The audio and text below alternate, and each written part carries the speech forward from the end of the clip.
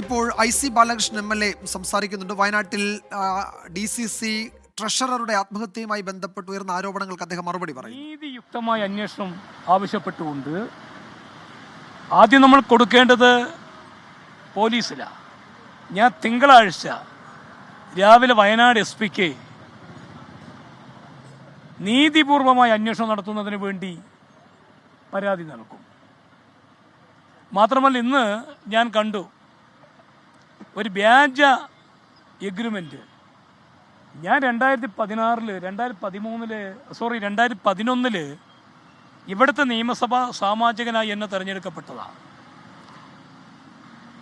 11 മുതൽ 15 വരെ 5 വർഷം, 16 മുതൽ 21 വരെ 5 വർഷം, 10 വർഷം. ഇപ്പോൾ 21 മുതൽ 24 3.5 വർഷം കഴിഞ്ഞു. ഇന്നും നീതിപൂർവമല്ലാതെ അഴിമതിക്ക്,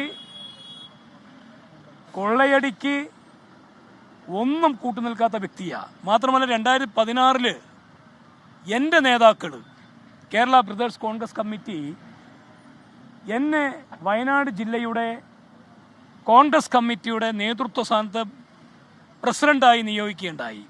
5 വർഷം നീതിപൂർവം തന്നെയാണ് പാർട്ടിയെ വളർത്തുന്നതിന് വേണ്ടി, പാർട്ടിയെ സംഘടിപ്പിക്കുന്നതിന് വേണ്ടി, തെരഞ്ഞെടുപ്പിൽ നേരിടുന്നതിന് വേണ്ടി അഴിമതിയില്ലാതെ സുതാര്യമായി ഞാൻ നേതൃത്വം കൊടുത്തത്. അല്ല, അതല്ലേ ഞാൻ പറയുന്നത്.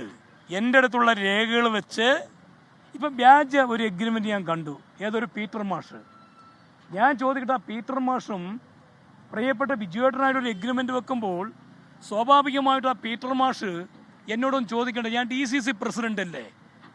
അങ്ങനെ ഒരാളുടെ പേരുപയോഗപ്പെടുത്തി പണം തട്ടുന്ന ഉപജാത സംഘത്തെ നിരോധിച്ചില്ലെങ്കിൽ, നിയമത്തിൻ്റെ മുന്നിൽ കൊണ്ടുവന്നില്ലെങ്കിൽ ജനാധിപത്യ മൂല്യങ്ങൾക്ക് അതിന് മൂല്യമില്ല എന്നാണ് ഞാൻ മനസ്സിലാക്കുന്നത്. ഈ അർബൻ ബാങ്കുമായി ബന്ധപ്പെട്ടുള്ള നിയമനങ്ങൾ, കൊള്ളകൾ അവസാനിപ്പിക്കണമെന്നുള്ള നിലപാട് സ്വീകരിച്ച വ്യക്തിയാണ് ഞാൻ. അതുകൊണ്ട് തന്നെ എനിക്ക് ഒരുപാട് ശത്രുക്കളുണ്ട്. കഴിഞ്ഞ അർബൻ ബാങ്കിൻ്റെ തെരഞ്ഞെടുപ്പുമായി ബന്ധപ്പെട്ട് നിങ്ങൾക്കറിയാം എന്തൊക്കെ പ്രചരണങ്ങളാണ് ഉണ്ടായിട്ടുള്ളത്, എന്തൊക്കെ പ്രതിസന്ധികളാണ് ഉണ്ടായിട്ടുള്ളത്. ആ അർബൻ ബാങ്ക് ഇപ്പോൾ പാർട്ടിയുടെ കീഴിൽ സുരക്ഷിതമാണ്. അതാണ് ഇവിടുത്തെ പാർട്ടിയും ജനങ്ങളും ആഗ്രഹിക്കുന്നത്. ഇപ്പോൾ നീതിപൂർവം പ്രവർത്തിക്കുന്ന ഞാൻ ചില കാര്യങ്ങളിൽ, യോജിക്കാൻ പറ്റാത്ത കാര്യങ്ങളിൽ ഞാൻ വിയോജിപ്പ് പ്രകടിപ്പിക്കുമ്പോൾ എന്നെ പ്രതികൂട്ടിലാക്കി, എന്നെ കുറ്റക്കാരനാക്കി, വ്യാജേന ചമച്ച് മറ്റു മേഖലകളിൽ മോശമാക്കുന്ന സമീപനമാണ് ഇപ്പോൾ സ്വീകരിച്ചുകൊണ്ടിരിക്കുന്നത്.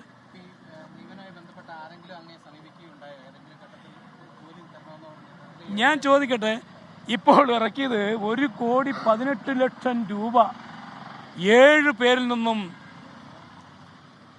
DCC പ്രസിഡന്റ് എന്ന നിലയ്ക്ക് എനിക്ക് വാങ്ങിച്ചു തന്നു എന്ന് പറയുന്നത്. ഞാൻ ചോദിക്കട്ടെ, അങ്ങനെയാണെങ്കിൽ ആ ജോലി ലഭിക്കാത്ത ഏതെങ്കിലും ഉദ്യോഗാർത്ഥികൾ എന്നെ സമീപിക്കില്ലേ? അല്ലെങ്കിൽ എൻ്റെ വീട്ടിൽ വരത്തില്ലേ? അല്ലെങ്കിൽ ഞാൻ കഴിഞ്ഞതിന് ശേഷം വന്ന DCC ഇല്ലേ, KPCC ഇല്ലേ, ഇവിടെ നീതിന്യായ കോടതിയില്ലേ, ഇവിടെ പോലീസ് വ്യവസ്ഥകളില്ലേ? ഒരു പരാതി അവർ കൊടുക്കില്ലേ? അതുകൊണ്ട് ഇത് സമഗ്രമായ അന്വേഷണം വേണം, 2 തരത്തിൽ.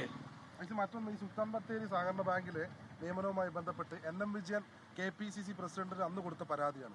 ഇങ്ങനൊരു പരാതി താങ്കൾ ശ്രദ്ധപ്പെട്ടിട്ടുണ്ടോ? ഞാൻ ചോദിക്കട്ടെ, ആ പരാതി എന്ന് പറഞ്ഞ എന്താണ്? ആ പരാതി പറഞ്ഞത് DCC നിരവധി പരിപാടികൾ നടത്തി, DCCക്ക് വലിയ സാമ്പത്തിക ബാധ്യത വന്നു. ആ സാമ്പത്തിക ബാധ്യത പരിഹരിക്കുന്നതിന് വേണ്ടി മറ്റുള്ളവരിൽ നിന്ന് പണം ശേഖരിച്ചു കൊടുത്തു. ആ പണം നിയമനത്തിൽ കൂടി തിരിച്ചു കൊടുക്കാൻ കഴിഞ്ഞിട്ടില്ല, DCC പ്രസിഡന്റ് സമ്മതിച്ചില്ല എന്നും പറഞ്ഞ പരാതി.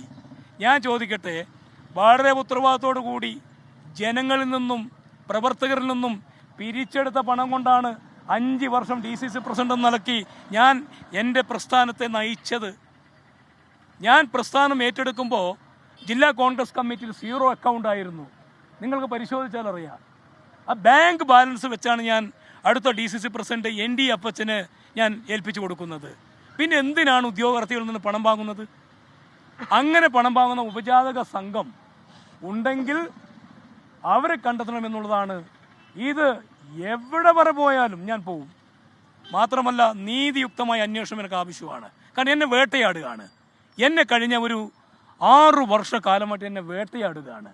ആ വേട്ട അവസാനിപ്പിച്ചിട്ടില്ലെങ്കിൽ മുന്നോട്ട് പോകാൻ കഴിയില്ല. ഇതൊരു ഇനി NM വിജയൻ എന്ന് പറയുന്ന ആ പ്രിയപ്പെട്ട നേതാവിൻ്റെ ഗതി മറ്റൊരാൾക്ക് വരാൻ പാടില്ല എന്നുള്ള ദൃഢനിശ്ചയത്തോടു കൂടിയാണ് ഞാൻ തിങ്കളാഴ്ച രാവിലെ SP-യെ കാണുന്നത്.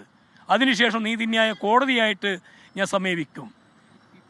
സംഘത്തിന് ഇങ്ങനെ പിന്തുണ നൽകുന്ന ഉപജാപക സംഘത്തിന് പിന്തുണ ഇത്ര ശക്തമായ IC-യെ പോലും ഇങ്ങനെ പ്രതിരോധത്തിലാക്കുന്ന ഒരു സാഹചര്യം ഉണ്ടാവുന്നത് എങ്ങനെയാണ്? അതുകൊണ്ടാണ് ഞാൻ പറയുന്നത്, സമഗ്രമായ അന്വേഷണം അതിൻ്റെ അകത്ത് വേണം. ആരൊക്കെയാണ് പണം കൊടുത്തിട്ടുള്ളത്? എന്തിനു വേണ്ടിയാണ്? ആരാണ് പണം വാങ്ങിയത്? പണം കൊടുത്തവനും പണം വാങ്ങിയവനും കുറ്റക്കാരായി മാറേണ്ട രീതിയിലേക്ക് നിയമസാധ്യതകൾ കൊണ്ടുവരാനുള്ള നടപടിയാണ് ഉണ്ടാകേണ്ടത്. ഒരാൾ പോലും സമീപിച്ചിട്ട് പറയട്ടെ. ഞാൻ ചോദിച്ചു, ഇവിടുത്തെ ഉദ്യോഗാർത്ഥികളൊക്കെ വിഡ്ഢികളാണോ? ആരെങ്കിലും ഒരാൾ ചെന്നിട്ട് 25 ലക്ഷം 20 ലക്ഷം ചോദിക്കുമ്പോൾ എടുത്തു കൊടുക്കാൻ? ഞാൻ ചോദിക്കട്ടെ, ഞാൻ ഇവിടെ തെരഞ്ഞെടുപ്പിന് മത്സരിക്കുന്ന സമയത്ത് ഏതാണ്ട് 2 ലക്ഷം അഭ്യർത്ഥനകളിൽ ഇന്നും 20 വർഷമായിട്ടുള്ള എൻ്റെ ഫോൺ നമ്പർ കൃത്യമായി കാണിച്ചിട്ടുണ്ട്. ഞാൻ ചോദിക്കട്ടെ, ഒരാൾ ചെന്ന് പണം ചോദിക്കുമ്പോൾ IC ബാലകൃഷ്ണൻ MLA പറഞ്ഞതിൻ്റെ പേരിൽ ഞങ്ങൾക്ക് പണം വേണമെന്ന് പറയുമ്പോൾ ആ ഉദ്യോഗസ്ഥർക്ക് എന്നെ വിളിക്കാലോ? അതുകൊണ്ട് ഇത്തരത്തിലുള്ള വാർത്ത അടിസ്ഥാനരഹിതമാണ്. ഞാൻ നീതിക്ക് വേണ്ടി പോരാടും. ഞാൻ എൻ്റെ പാർട്ടി KPCC പ്രസിഡന്റിന് കത്ത് നൽകും. വീണ്ടും അന്വേഷണം തുടരണം.